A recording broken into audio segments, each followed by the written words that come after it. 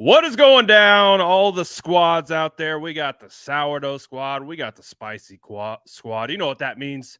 Jason Aponte is here. It's 49ers State of the Franchise. We're going to get into all things Rams, 49ers, Panthers, everything, Jason, right on the other side. So you already know what to do. Drop some spicy sourdoughs in the chat. Let's go.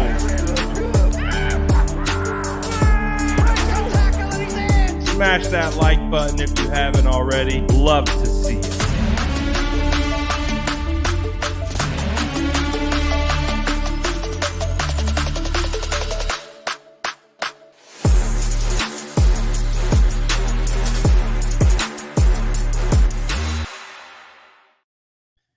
Jason Aponte, I am so excited to finally talk to you about a Rams whooping.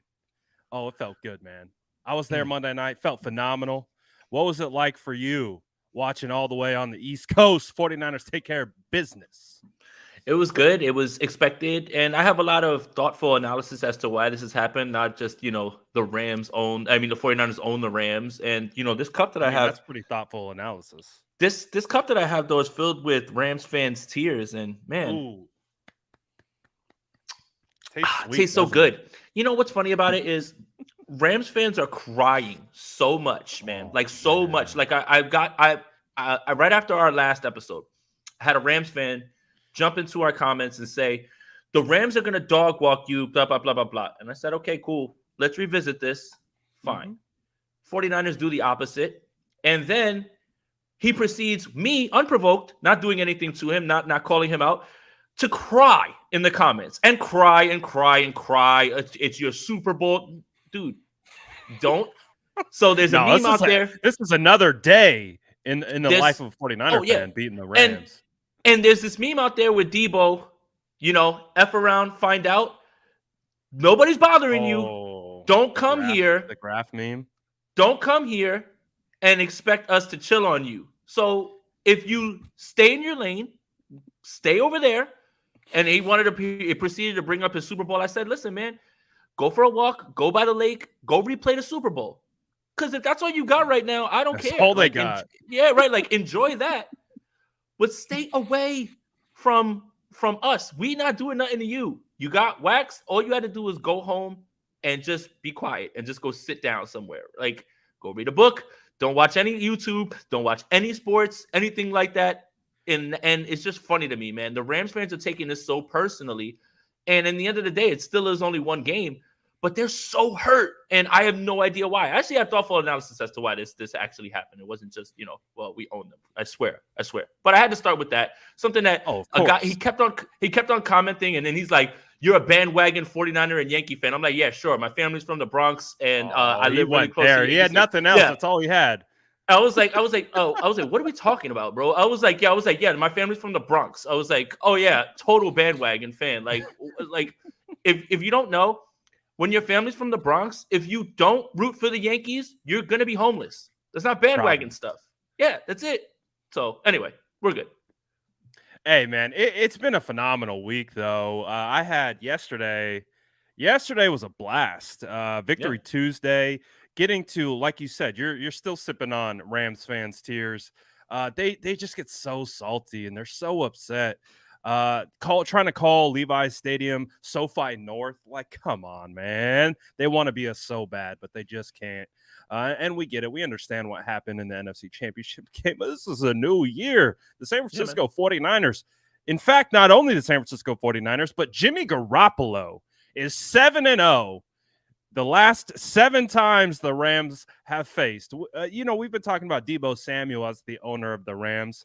I wonder how Rams fans feel knowing that they are also owned by Jimmy Garoppolo. I wonder how that goes.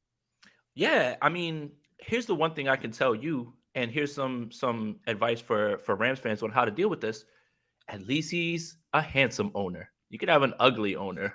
It's a handsome guy to be owned by, man. And there's plenty of teams that would love to be owned by somebody as handsome as that. It is what it is, man. I don't know what to tell you. I love it. All right, we got some early super chats, so shout out to the homies sending us some super chats. We got Corey Soto dropping a 10 on us. Appreciate you, Corey, as always, supporting both our channels. He says, winning is a hell of a drug, a good win that we needed, but it doesn't tell us enough. Jimmy still, man, and we're 7-2 against the Rams. Besides, I need to see the games against KC, etc. And don't rush the KC game. That's week 7. We still got 2 weeks to kind of get right. And we'll get into the Jimmy Garoppolo stuff, I promise you, Corey. But I did, and we got Justin also dropping in a 10-piece. Appreciate you, Justin. He says, toast the Niners with the Rams fans' tears. Oh, you love to see it. But let's start with the defense, because let's face it, man, the 49ers defense has been the star of the show through 4 weeks. What is just your overall takeaway starting on that side of the football? This defense is everything and more than what we believed it was. And for us during training camp, when we told you, hey, Trey Lance is having problems in training camp, might be because this defense is really good, and nobody ever wanted to listen to that. Funny how that works out. E-Man, Mooney, they're pretty good, right? Well, funny how that works out. Jimmy Ward hasn't taken a snap. Jason Verrett is they're both back at practice at this point. They're missing Azeez Al-Shaair. Arik Armstead and Javon Kinlaw both are injured, right? Like, they didn't play in this game. But the depth on the defensive line, DeMeco Ryans, and this is the main reason. Look, I have a hot take, and I'm going to let it fly. This defense is the best defense since the 1994 San Francisco 49ers. Yeah, and no disrespect to 2019. No disrespect to 2012. No disrespect. But when you look at this secondary, you have insane amounts of depth. And you also have a defensive coordinator at the top of his game right now. Mm-hmm. And that is why when whoever was going to be the starter, we said the games are going to be right there in front of you. It's going to boil down to the offense. It seems like the magic number was 30, as in rushing attempts. It seems now the magic number is 24, 27. Because if the Niners score 27, you lost. They're not giving up 27. They're not going to give up 28. They're always going to keep their team in the game. The real test will be, obviously, a few weeks down, the Kansas City Chiefs. 49ers will be much healthier. Guys will be back all the way. So that'll be your test. I agree with that. But from what I've seen with the amount of depth in this secondary, I don't see how this isn't the best defense many of us have seen in our lifetime. And I think that's well said, because I'm ready to say that the San Francisco 49ers are better than this 2022 49ers defense is better than the 2019 defense. And when we go back, take a step back and hop in the time machine, that defensive line in 2019 was a huge reason why they had so much success, because you had Bosa, although he was a rookie, but D Ford, Arik Armstead coming into his own, and also, of course, DeForest Buckner. That four-man front was wrecking havoc. Saleh was able to just keep coverage on the back end, and they were allowed to get after the quarterback with just those four guys. This dynamic that they have with studs at cornerback, you have Talanoa Hufanga is turning into a superstar in front of our eyes. Deshaun Gibson, a former Pro Bowl player, stepping in, doing what he needs to do. And then the linebacking core, you have Dre Greenlaw playing lights out, Fred Warner playing lights out, even with no Azeez. This defense is stacked right now. So I feel very confident saying it's already better than the 2019 season, and we know how special that was. So the next measuring stick is, well, is it 2012 or are we talking 1994? And I think that is an extremely valid take, that we could be looking at a defense that is going to get better with Jimmy Ward returning potentially this week and Jason Verrett. Now, we don't know what we're going to see from Jason Verrett, but the fact that he is coming back, it's just more tools in the tool belt for DeMeco Ryans. And talk to me a little bit about what your expectations are for Jimmy Ward and Jason Verrett coming into the mix, and how they're going to fit in with how well this defense has been playing. And this is the best part. It can go any number of ways, and all of them lead to success for the 49ers. You want to put Jimmy Ward right back in his spot? Nobody would argue with that. And look, Tashawn Gibson has been incredible. I think we can all agree Jimmy Ward's better. But if you want to really get spicy, and this is what Richard Sherman kind of threw out there, Jimmy Ward at nickel, and you leave Gibson up top? And that's no disrespect to Diamador Lenore, who has stepped in admirably. Here, that's another thing, right? Samuel Womack did nothing to lose his job. It's not like he was getting burned. I thought he played very well. It speaks to how well Lenore was preparing during practice to have him out there. And sure, Cooper Kupp had 12 catches for 120 yards. Everything was 8 yards. Nothing was down the field. That's one of the Rams' problems, and I'll get into that. They've got a few. But I felt he did a fine job. I think he did as best he could, and he's literally the only person they can throw to. Okay. But now, if you're talking about Jimmy Ward being in the nickel, you know how well he plays the run. You know how much he can lock down whoever it is that you want to put in the slot. It's all this flexibility. You can do whatever you want now at this point, and I think that's what's so exciting. It's not necessarily like the guy that is in Jimmy Ward's spot has been struggling. Quite the opposite. And now, if you want to leave him there, you can, and you can strengthen your nickel spot because Jimmy Ward is incredible. If you want to put Jimmy Ward there, fine. You want to slide E-Man into the slot, fine. You think enough of Jason Verrett and Mooney on the outside, fine. The possibilities are endless. And the other good thing is, because there's 2 straight games against, let's just face it, inferior opponents to the 49ers, right? You don't have to rush Jimmy Ward all the way back. What you can do is slide him in. It's a hamstring. Like let him play a little bit, get him in, get him out. That's it. You don't need him. You need this defense to be running at its peak for the Kansas City game. You get 2 weeks to warm up. You get 2 weeks to get guys right. Yeah, you get 2 weeks to get guys right. You get 2 weeks to get guys back in their spots and acclimated. And it's all systems go for the Super Bowl rematch. So, yes, you don't want to look too far down the line, but all of this stuff is stacking up beautifully. And that's why I kept telling you guys last week, win on Monday, and this whole perception of this team. Remember, everybody was throw everything out the window, light everything on fire. Usually I'm leading that parade. I wasn't this time. I wasn't. Because the team and, the offense, it played like shit. And they lost by 1 point. So it's not like they got the doors blown off them. Everything that was in front of you in Denver was fixable. And it was fixed last week on Monday. It was fixed on Monday. So again, this team is still the team that you thought it was. It really is. Sunday Night Football was not easy to take. A lot of people didn't take it well, and that's fine. Yeah. Frustrations are high, especially right after games. But when you take a step back and you look and you finish on Monday Night Football emphatically, and you get Carolina and Atlanta back-to-back, and you get ready for the Chiefs, and then it's the Chiefs, Rams, and it's a good stretch. Chiefs, Rams, and Chargers. 1, 2, 3. So that's your next litmus test. Right here is a get-right time for you to stack wins and go into that stretch as healthy as you can be. It's a beautiful thing. And continuing the conversation with Jason Verrett and Jimmy Ward returning, I think, we look at Kyle Shanahan, right? And we talk about some of the positionless players that they have on the offense. Debo can shift all over the place. You have George Kittle blocking at the line of scrimmage, but he can also be a pass catcher. They have guys moving all over the place. Well, maybe DeMeco Ryans can do the same with Jimmy Ward. And like you said, if that means shifting him to nickel or just rotating guys based on what they see fit, they can play guys out of position on this defense because they're multifaceted, right? They don't have to be pigeonholed. We already know that the safety position is pretty much interchangeable. It's not your traditional free safety and strong safety. You would know better than I would, but that's my understanding of it. And, well, transfer that to the nickel, transfer that to your corners. You got guys like Charvarius Ward and Emmanuel Mosley who can play all over the field. And again, with the way you talked about it, Diamador Lenore is playing. I mean, he played lights out against Cooper Kupp too, considering what Cooper Kupp is in this league, and that being Diamador Lenore's second start. So yeah, I'm really excited about this return. Now, it's TBD, I think, with Verrett. We'll see how he's worked in and how he mixes in. Take his time. Yeah, there's no need to rush because the guys that you have out there are playing phenomenally. But that doesn't mean DeMeco Ryans can't get creative, right?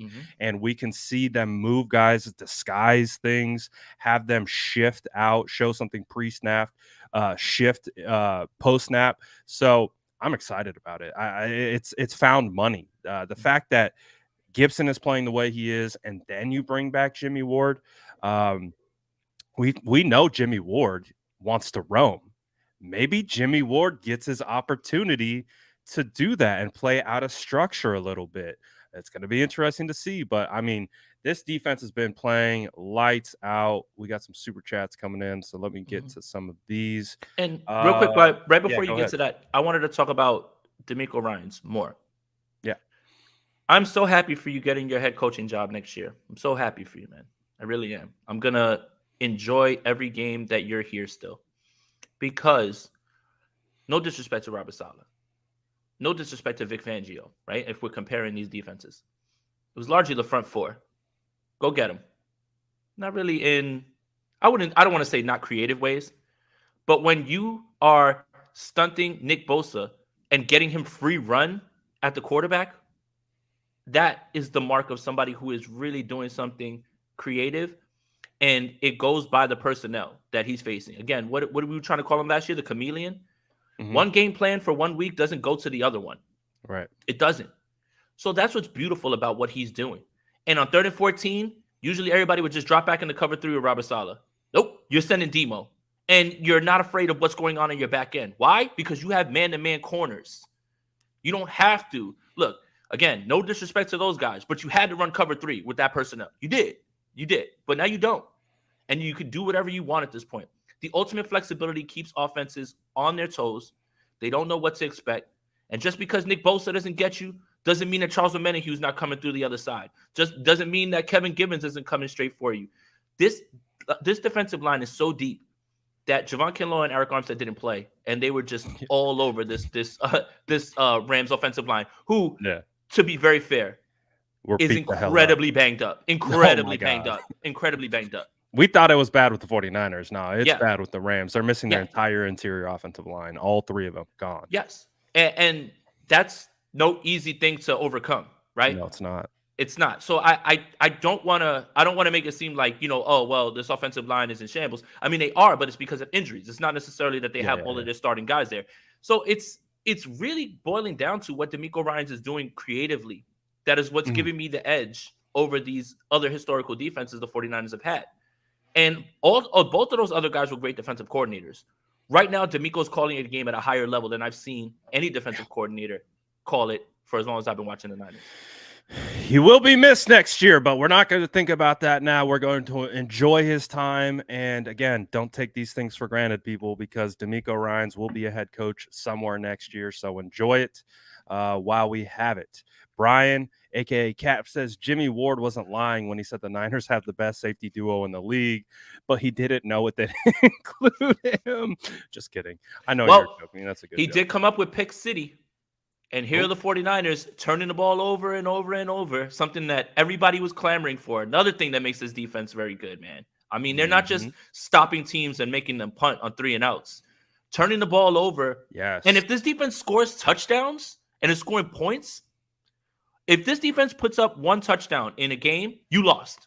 You probably lost in that game as the opponent. I agree with that. 100%. My guy says, drop the link. Can buy the dope hat. Oh, you don't got to tell me twice. Hit the residency.com. Use the promo code DSF9ers. We got you. Appreciate you. Let's see. What else did we get in here? We had a couple more. Jimmy, 6-0. Mullins has one. Yep. Debo, 7-0. Owning the Rams. You love Nick to Mullins see it. won. And Rams quarterbacks, 49ers defense, throwing pick sixes to the 49ers defense every single game. I think it's like 5 straight or something like that, like in years or whatever. Javon Kinlaw had one. Jimmy Ward had one. That's right. Hufanga had one. Fred had one. That's one. 4 right out there. And I'm missing one more. I know I'm missing another one. But yeah, Jared Goff, Matthew Stafford. I should change that. Jared Goff, Matthew Stafford throwing pick sixes to the Niners. Jerty says, am I the only one seeing Bosa being held on every snap? Should the Niners front office somehow address this issue with the refs? Love from Germany. Let's go. Shout out from Germany. Great work, guys. Hashtag SDS. I'll take a stab at this one. I did see today that there was something from one of the beat reporters. I can't remember exactly who it was that put it out there, but that Kyle Shanahan is aware of this, and to the point where they are taking clips and they're sending it to the league offices to address it, because it's becoming a problem. It's been ongoing since Nick Bosa's rookie year. He is constantly held play in, play out, because you know how it works. He's going to get by you, whether he gets hands, kind of that push-pull move, rip around. It forces the offensive lineman to grab here, and then it turns into the choke. That's got to be a freaking hold because it impedes Nick Bosa's process forward. Freaking call it. But yes, they are on top of that. The 49ers front office is very aware, and they're trying their best to get the league office on notice. Hey, maybe it takes a little bit from us to point it out every single time on social media. We've been vocal on my channel. Get it out there, man. You see a holding, clip it, tag them. NFL officials, get them riled up. Yeah, so Kyle said that they've been sending game film up and been talking about it. And Nick Bosa even talked about, he told the ref, well, he tackled me and he said he can do that. And he was like, I don't think you understood what I said. But yeah, so it's something that you really can't do anything about. 14 pressures while being held. Sounds like the best football player in the world to me at this moment. 100%. He needs to be talked about more. That's my bone to pick with him, with the national media. Carlos says, what's a good nickname for this defense? Do you got any floating around? Not in my head right off the top, man. I don't know. I mean, I'm not a freestyler, man. If I could write 16, I could spit it. I can't do it off the top of the head. I don't know. I think we should send out a poll or something like that. I think that's a great idea. I know fans are definitely thinking about it. We've thrown out some ideas. I don't think anything's really stuck yet. Let's give it a couple. Let's give it a couple more games to really understand who this defense is. We know it's good, but it does deserve a nickname, and I'm sure one will pop up here in a little bit. So kind of back to the Rams. Anything else from a defensive standpoint? Because, we've talked a lot about the defense so far, but the stars of the game, clearly Nick Bosa, 2 sacks, Samson Ebukam, 2 sacks, Charles Omenihu, sack, Hassan Ridgeway, sack. You had the Talanoa Hufanga pick 6. Demo had a sack. 49ers defense is just absolutely lights out. And again, clamps on the outside from E-Man and Mooney Ward. Dre Greenlaw. I'm interested to see what your thoughts are on this. Hey, way to shut me up, man. I know there's been some conversations surrounding Dre Greenlaw, but I think he's led the team in tackles 2 weeks in a row. Yeah, 6 tackles on the opening drive. 15 against the Rams. What are your thoughts on how he's been playing? He's been incredible, man, and a lot of that has to do with him just firing through gaps, not not flowing into the wrong run gap anymore. He's playing fast, he's playing free. He sees his gap and he's getting to it, man. All of that controlled energy, which is what we were calling for after week 1, has now been controlled and has turned into a guy who knows he's going to be here for a while. He's just signed his extension. Maybe a little bit of that has calmed him down, and they know that he playing a little bit more free, maybe. Yeah, just like he's got that off of his mind now, and he can just go and play. But when you look at this defense, we say this all the time: styles make fights, right? Mm-hmm. Sometimes you look at a roster and you say, well, this roster is better than this roster, they should win. But sometimes that doesn't, right? Because of matchups. Well, I think we can agree the 49ers roster is better than the Rams. But the Rams have a big problem through 4 weeks right now. And this doesn't mean that this is who they'll be in week 8. Things can change. One is obviously an offensive line. Okay. That's something that is really hard to get around. 2 is Matthew Stafford doesn't seem to be himself all the way. There's something wrong with his arm still, no matter how much he's lying about, I feel better day to day. I think the biggest 2 things besides those 2 things are no running game. And yes, the 49ers stop the run, doesn't matter who it is, but they have no defined running game, and they have nothing downfield. Allen Robinson was supposed to come in and step in and be a help. I don't know where Allen Robinson is. And you could say, sure, he got shackled up by Mosley and Mooney, but this has been every week with Allen Robinson. Is he not on the same page with Stafford? Is he not getting separation? I don't know, but they don't have anything downfield. So when I say styles make fights, Matthew Stafford is going to light up Cooper Kupp intermediate. The problem with that is the 49ers are so fast to the ball that you're not going to get yards after the catch. Those catches you'll have, and you're going to get 5 and put down. Like, that's it. So, I mean, he had 14 receptions, but it was only at 8.7 a clip. And, That's not that much for Cooper Kupp. You would expect. That's what I mean. So, like, I made a joke in the in the post game press conference. In the post game, I was like, "Oh, he had 300 catches for 300 yards." Like literally, that's what it felt like. But he wasn't it wasn't chunk death by yardage. 1,000 paper cuts from Right. Cooper Kupp. It wasn't chunk yardage or anything like that. So now you have no deep threat. You have no reason to fear anything over the top, which is why I feel the Rams are just going to start pushing their chips into the middle of the table, hoping that Odell comes back and hoping that Odell can immediately step in after the injury and get right back to being the guy that he was. And then when Tyler Higbee is the second in your targets, look, he's a fine player, but he's not explosive. So if he catches the ball, he's not getting yards after the catch. The Rams 10 catches, 73 yards, 7.3 a clip. Nothing. The Rams have through 4 weeks a big problem. And it doesn't mean they can't fix it, but Rams fans are more mad at me for pointing out objective things like this than they are their team for not executing and being in the spot that they're in. So I'm very pleased with the 49ers defense. Again, it was a great matchup.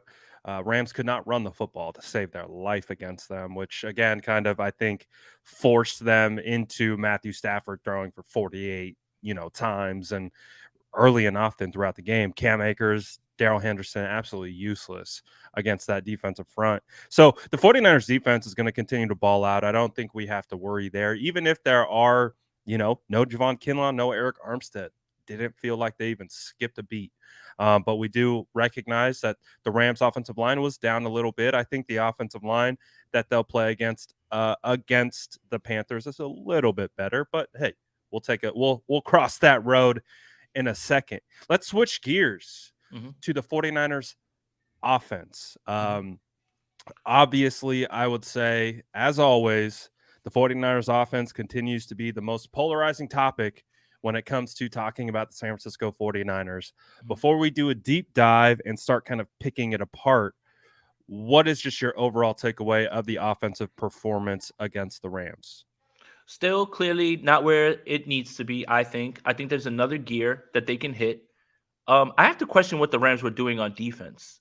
Now, look, the Rams put some good stuff on tape on the NFC title game, running that 5-1, 6-1 front, getting in the gaps and forcing Jimmy Garoppolo to throw, right?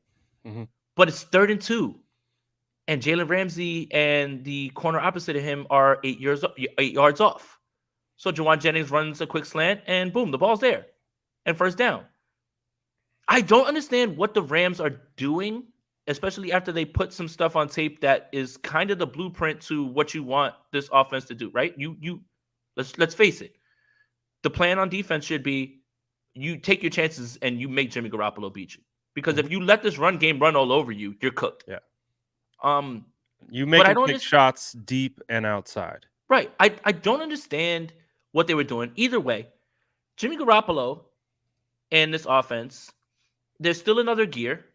But for all the discourse around Jimmy Garoppolo, guys, I want to say this as respectfully as possible. Nobody is breaking new ground when it comes to discussing Jimmy Garoppolo and saying anything brand new, which is why I have completely removed myself from it. I don't care anymore when there's a guy running down the field with his hand up and the ball's not thrown to him. I don't care anymore when the ball gets overthrown. I don't care anymore when he throws a 5-yard pass and Debo takes it to the crib. Do you know why? Because that's Jimmy Garoppolo. That's it. And that's it. When you accept the fact that what you're watching is a finished product in Jimmy Garoppolo, you feel better. The air's going to taste better. Your coffee is going to taste like you better. Don't have an expectation that he's going to be something else. None. That's it, right? This is what he is, right? He plays a clean game like this. The 49ers are a tough out for any team.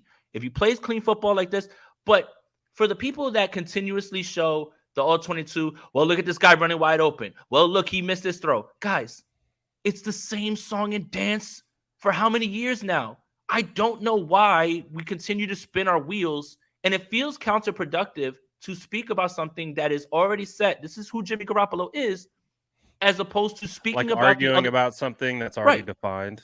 It bothers me when people are being counterproductive by talking about the same thing. Jimmy Garoppolo is who he is. No one's breaking new ground. Like this is what it is. When there's so many other things on this team to talk about. But the offense does need a little bit more juice, just a little bit more, because things in the league do not go according to plan. It's never always just, the defense is always going to hold it down. There may be a game where you've got to throw a little bit more. You've got to throw yourself back in the game. So, look, what I want to say is stop discussing the man, because he is what he is. You're spinning your wheels, and you're not bringing any new ground to it. You're not making a new argument at this point. You're just waiting. And it's just, look, this is who he is. That's why I'm in so much peace with this quarterback situation. I really am. One, there's not a guy behind him that I want to see. And two, I know exactly. No. And I know exactly who Jimmy Garoppolo is. There's going to be a guy running down the field. He doesn't throw it. Why pull your hair out about that when he's been doing it for 3 years? I don't care anymore. So it doesn't make sense to continuously bring this up over and over and over. This is who Jimmy Garoppolo is. And if you don't get it, then I don't know. I think you just like to argue. My guy says, we all know Sour Patch Jimmy. Sour at times, sweet at times. It's just the nature of who he is, man. It's the nature of who he is. And that's it. And look, having said that, when he plays the way that he does on Monday Night Football, this team is incredibly hard to beat. No turnovers. Largely didn't get penalized.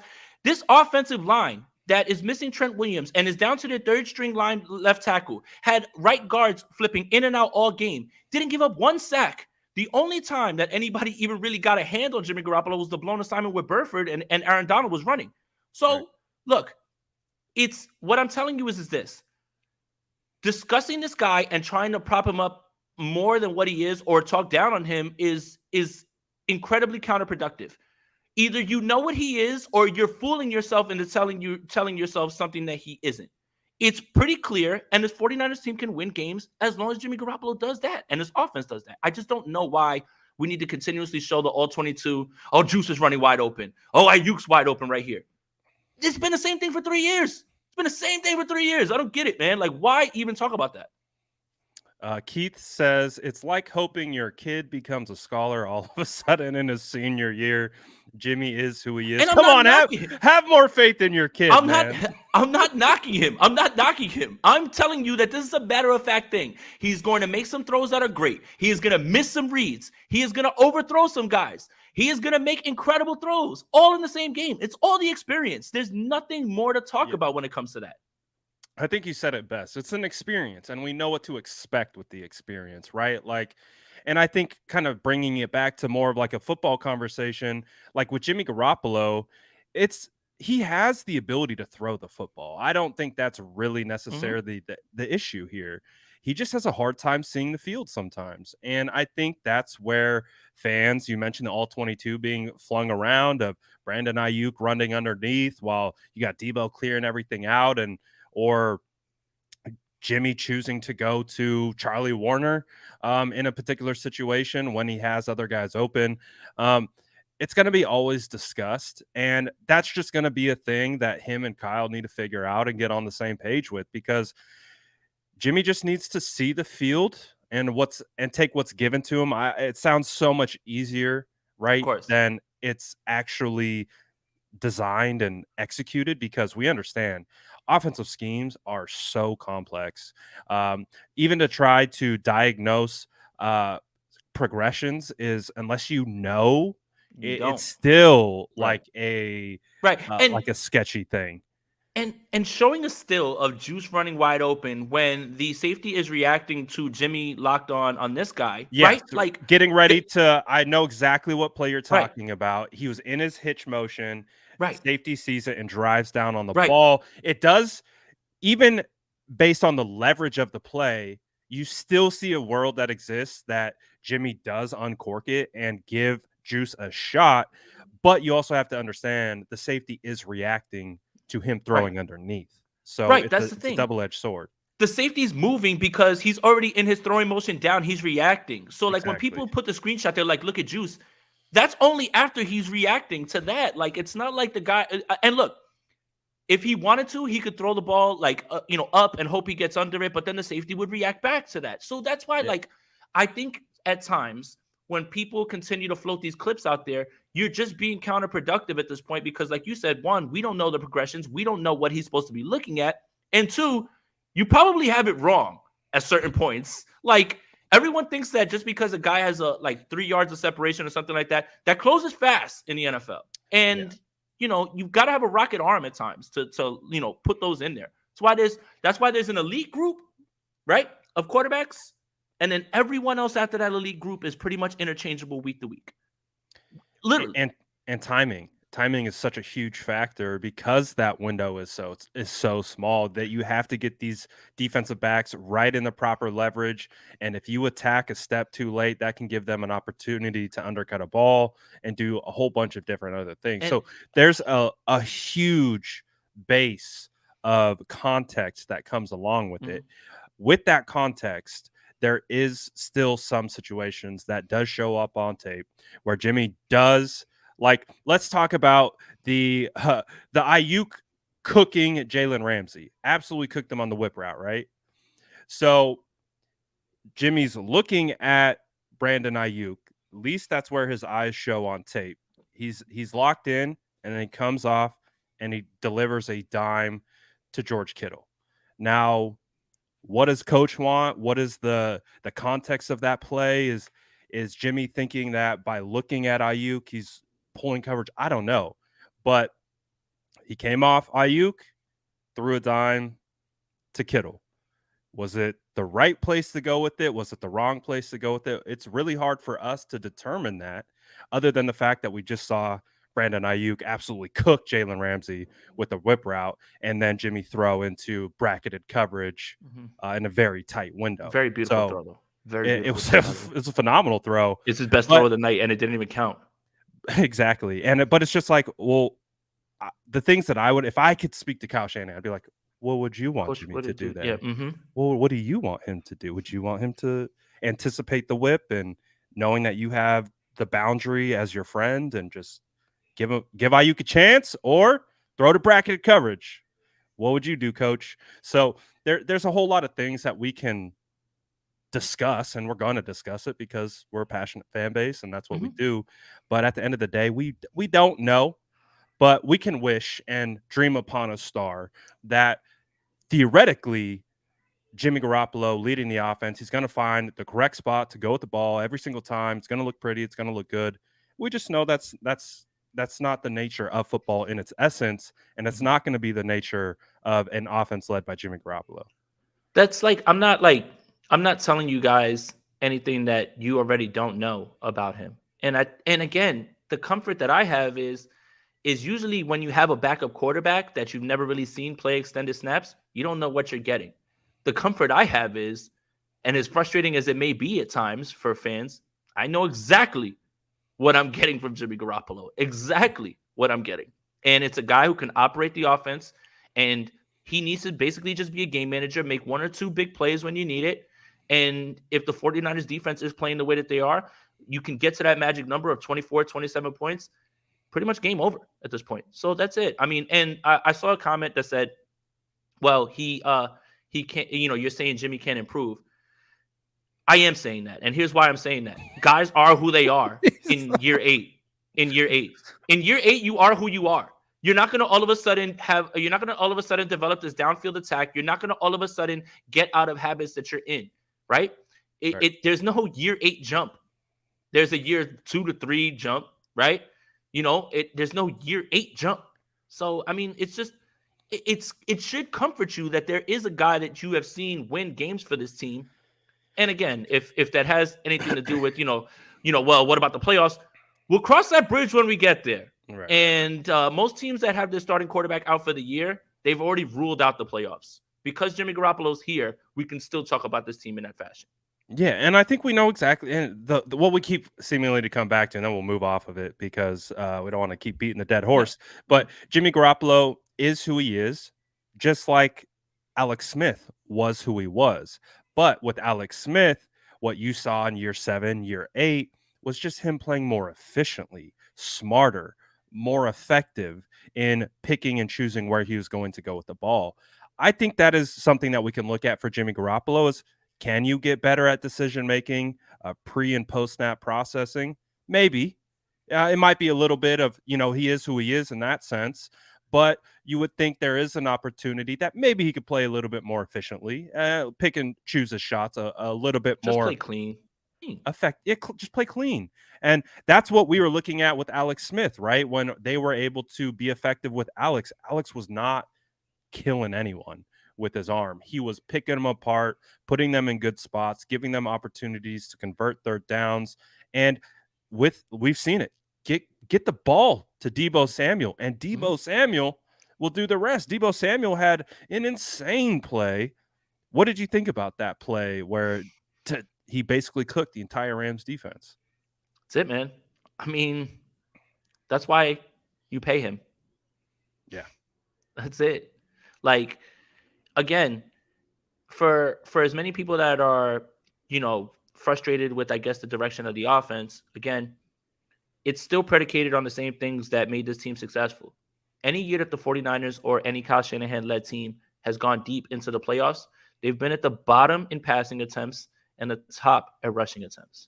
Now, I will not argue with anybody. The run game isn't exactly clicking the way. And how much does that have to do with Elijah Mitchell not being there? Shout out to Jeff Wilson, man. That run, that looked like Mostert, man. Like, he put on the Jets, and he's been playing very well. Blocking too. Great design, great execution, and Jeff Wilson killed the run. Yeah. So it's still a work in progress. Again, if you notice, things are getting better in certain spots when there are consistent reps, like the offensive line. Who would have known, Brad? The offensive line is coming together with more and more reps. Look at Banks. Look at Burford. Look at Brendel. Okay? Interesting thought. So now Jimmy Garoppolo's played 2 games. Let's keep going. And he's got 2 really good landing spots right here to continue. Again, this is why these next 2 games, which should be wins for the 49ers, should more be about getting yourself rolling, right? Like, I think we can all agree this offense has 1 more gear to hit. Fine-tuning. Yeah, that's it. That's it. You're going to win games with Jimmy Garoppolo if he doesn't turn the ball over, and you're going to win games because of his defense. It's the formula, tale as old as time. Literally every single 49ers team in recent memory, this is how they've gone on deep runs. So again, this is what the offense is, but you have to hope that there's still a sharpness there that I believe that can still get there. So yeah, it's not. Oh damn, it's already 5:30. It's but I was about to say, I was like, is it time already? But it's like this, man. When Jimmy Garoppolo plays like that, this team is hard to beat. They're very hard to beat, man. And my point to saying, spinning the wheels counterproductive is there were so many people complaining after the game. So many people about, he missed this throw. He missed this throw. The Rams lost by 15 points. They couldn't even move the ball, and they scored enough points in the first half to finish the game. Now, I get it. That's not going to be the way it goes. But my point about, like, stop discussing it is, you're really going to discuss this after a win? Like, damn, man. Like, where are we?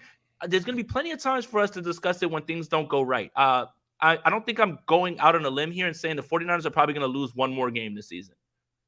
And depending on what the reason is, then we can argue. But what I mean by it's counterproductive is the 49ers won. And you got people still, well, Jimmy missed this guy. Well, Jimmy missed this. Dude, why? Let it go. Let it go, man. Let it go. The guy won the game. Enjoy the victory. Like, you smoked the Super Bowl champs' boots on national television. And yet some people still want to remain negative about and it's like, man, I don't agree with that. If he plays poorly, call it out. But he didn't play poorly. I don't get that part, man. I don't get it. Yeah, and we understand what it is. It's going to be an ongoing conversation for the end of time until Jimmy Garoppolo is probably on a different team. But at the end of the day, the San Francisco 49ers win. That's all we want to see. Let's get through We're good. We could chill for 10 more minutes. It's all right, man. Let's do it. All right. Justin says, will the Niners use 3 safety set when Ward comes back to the rotation? He's good, but our backfield is on fire right now. We talked about this a little bit, but you want to quickly hit this. Go ahead. Yeah, I think that this even being an option goes to speak on that. Like, I mean, this is a good problem to have. So they can pretty much do whatever they want. The world's their oyster when it comes to that. And I think that's what's so impressive about this defense. Yeah, absolutely. Let's see here. We also got a nickname for the defense. I like it. Superman says defense name. Keep it in the family. The Gold Rush. Well, so we're gonna have the cheerleaders and the defense have the same name. I like the name, but I think that name's already taken. We might have to come up with another one. It's not bad. Not bad. But we His do. profile picture was fire. The cheerleaders, I think, own that name already. let's see. Corey says, "Nah, Jimmy 31. That brain is fully developed." And that's not a negative. That's not a negative, man. Like, again, that's not a negative. It's just usually guys that Let's not are talk about 30. the man's brain cognition. Right. No, but it's like, as usually when guys are 30 and they've been in this league for 8 years, they are who they are, for better or worse. That's it. That's all I meant. Yeah, absolutely. Goal strikers, I like that. Who's the odd man out when Verrett Ward come back? I think that they're going to take their time with Jason Verrett more than anything. I think the time that you really need to have supreme depth at corner is when you get closer to the end of the season and you're facing higher powered offenses who, it's, again, Justin, there's no right answer to this, because how do you take Emmanuel Mosley off the field? How do you take Charvarius Ward off the field? I don't think you do. And I think that Jason Verrett is just a great ace up the sleeve to just have, man. And I don't think there is an odd man out. I just think that these guys have performed so well that I don't see how you can get either off the field. Absolutely. We'll kind of try to tie this into the Panthers a little bit, but I think what we saw from the 49ers offense in a standpoint, it was like they're trying to get more horizontal in the sense of the outside zone really isn't there anymore. It hasn't been there since Mostert. So we're seeing more tunnel screens. We're seeing more quick passes. I think Ayuk probably caught 2 or 3 screens. Debo caught a couple screens. Ray caught one. Ray caught one. So does that to you just feel like an extension of the run game in a sense of trying to spread out the defense, get horizontal, then get vertical? And do you think that's going to be the game plan moving forward? Short passes, tunnel screens, trying to maybe vacate some of these safeties out of the box a little bit. How do you think that translates into this game plan moving forward against the Panthers? I think that was specific to this team and their pass rush and the way the offensive line was built. You have Jimmy in shotgun, his quick release, get the ball out, and you do that by spreading out guys and not having guys be able to play closer to the line in terms of linebackers, and you pretty much can do whatever you want. So I think it was just specific to the Rams. One thing I'll say is, if Jimmy wants to take some shots this week, both starting safeties for the Carolina Panthers are out. Chin is on the IR, and their other safety is huge. Also Chin up. Is so good for them. He is. That is absolutely huge. Both of them are going to be out in this game. So look, again, the plays are there, which is why, Kyle's play calling. Yeah, guys are running wide open. I don't know what you want him to do, but yeah, if he's gonna, at least start to build up, putting that in the back of other teams' minds, this week is going to be a good shot at it, just because of the way this Panthers team is built. Yeah, absolutely. I got my eyes set on number 53, Brian Burns. Wow. For the Carolina Panthers. I know, man. You already know Colton McKivitz goes down. Jalen Moore has to step in. Got to tip my cap to Jalen Moore because he probably had the most atrocious 4-snap sequence I've ever seen against the Denver Broncos and was able to come back. He had a couple snaps against Aaron Donald. He played relatively well. He maintained his assignments. I didn't really see him get beat or anything. So massive improvement from the week before. But we'll see how that. Yeah, we'll see how that translates into. Well, we're good. We're good. We got a few more minutes too. You don't got to rush out or anything like that. One thing I want to say is what Brian Burns is for you is what DJ Moore is for me. And I can't believe that we're doing this again, where DJ Moore is just running wide open and he cannot get a quarterback to get him the ball. I thought that Baker Mayfield was going to be the best quarterback that he's played with. Survey says Baker Mayfield is going to be running for his life, man. He has been downright awful. There is a case to be made that Baker Mayfield is the worst starting quarterback in the league. There's a case for it. There's a case for it. There is. If you want to say someone else, everyone's getting fired in Carolina after this season. Oh yeah. And Matt Rule, we're really close to turning the corner. Every single press conference, we're really close to turning the corner. No, you're not. Yeah, I mean, if 49 and it sucks for him because he's going to have to face the 49ers defense. They're going to embarrass the Panthers offense for the most part. And those walking papers could be coming soon for Matt Rule, man. I don't think it's going to work out too much longer. Nothing's working over there in Carolina. So I think we both believe there should be a W, right? This should be a win offensively, defensively. We talk about, you mentioned styles make fights. The style definitely lends itself to the 49ers taking care of business against the San Francisco. Hey, really, Or are the against the Panthers Panthers. gonna get waxed by the 49ers? No 49ers? How dare you? All right. I've got to find a new place for Avery to live, man. No, yeah, the 49ers are gonna win. She was locked in. No, the 49ers are gonna win this game, man. Again, when you look at this team, I mean, struggling with the Cardinals, and the Cardinals defense that team is a mess. I mean, Baker Mayfield's missing guys wide open. Yeah, I mean, this is a get right game. You don't have to rush anybody back. I understand, any given Sunday. Yeah. Come on, guys. This is it, man. This is it. They're going to win this game. Then they're going to go to Atlanta, and hopefully I'll see some of you guys in Atlanta, because that's where I'm headed. Yeah, let's go. A-Town, baby. Yeah. So that's coming up. I feel good. I feel like the 49ers are going to take care of business. This was a much-needed win against the Rams. You got one more question in you before you got to go? No, we're good. We're good. Avery's asking me for food, but she could wait.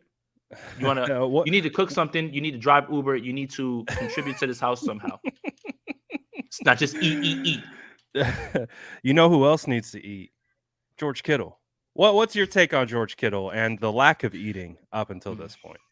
Well, it seems to be a narrative that people think that he was in pass blocking. I think they found out it was 6 passing attempts he was in pass blocking. Yeah, I don't think that's the problem. No, I don't think that it's Jimmy not seeing him. I think that he's getting up to speed with his injury. The separation isn't exactly there, but I'm not ready to write the guy off at this point.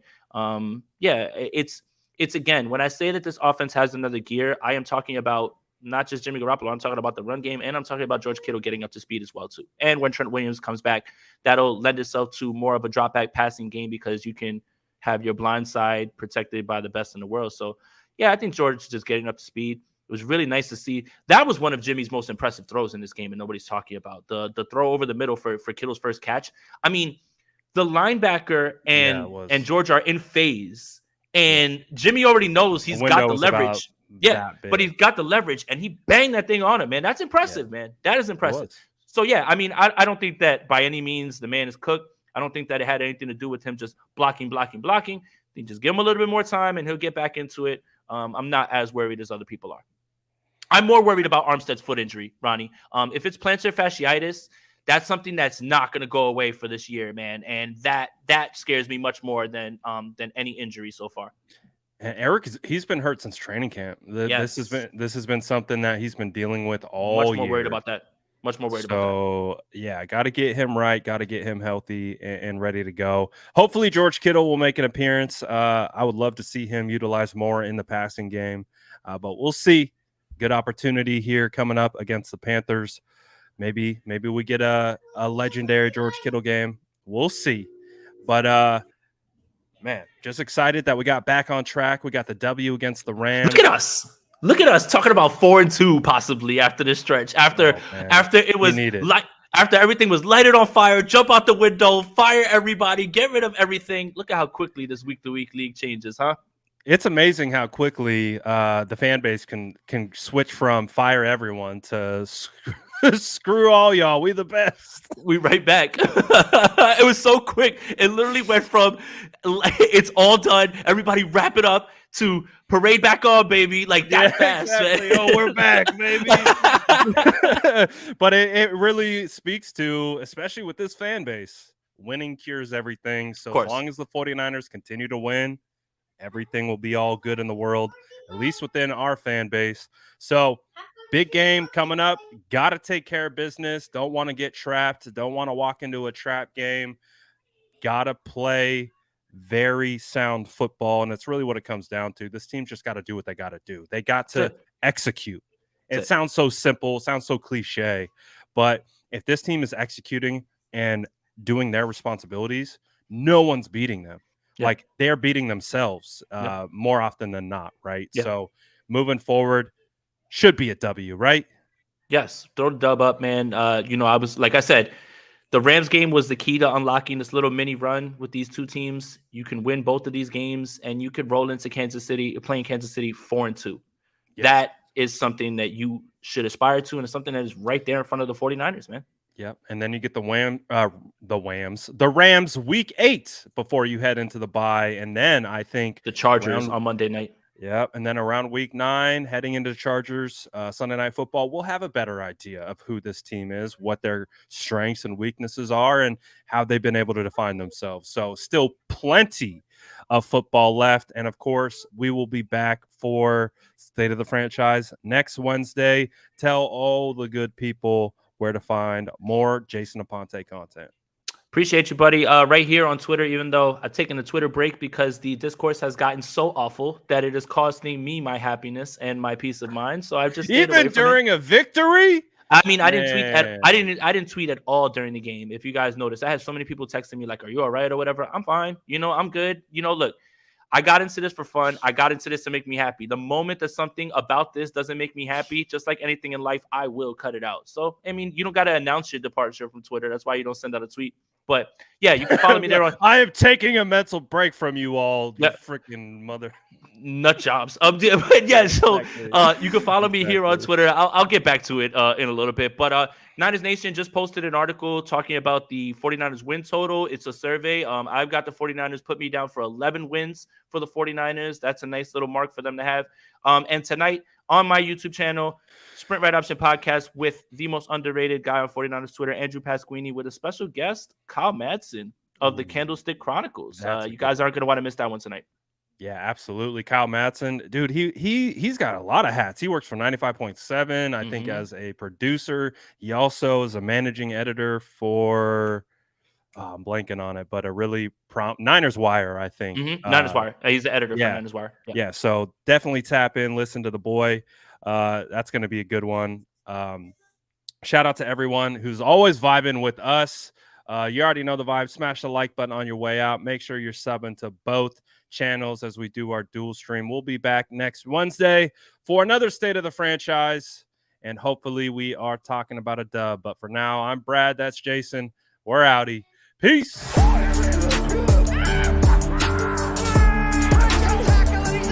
Smash that like button if you haven't already. Love to